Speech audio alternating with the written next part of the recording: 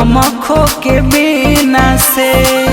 भीज जाता छेना हमरो पसेना से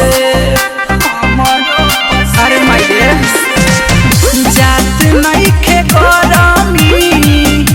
दमखो के बिना से भीज जाता छेना हमरो पसेना से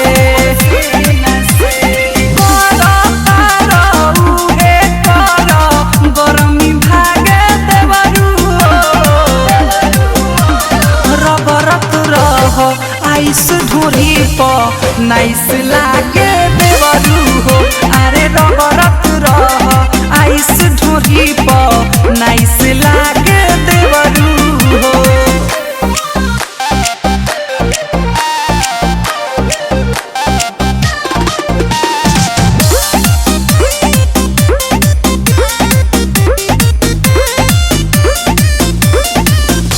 बड़ा बेरहमी बाटे गरमी के महीना बर्फ के संगे तनी रगड़ पुदीना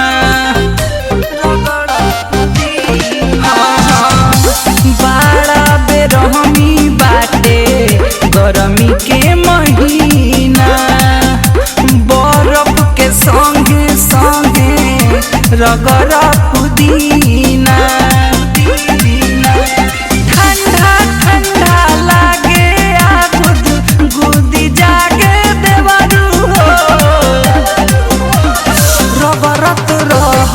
आइस ढोरी पर नाइस लागे देवरू हो आय है रगरत रह आइस ढोरी पर नाइस लागे देवरू हो।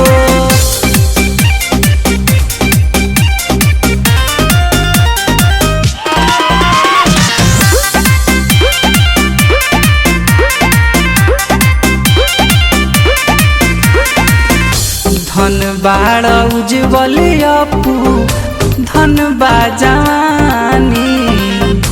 ढोढ़ी के कई देला नून पानी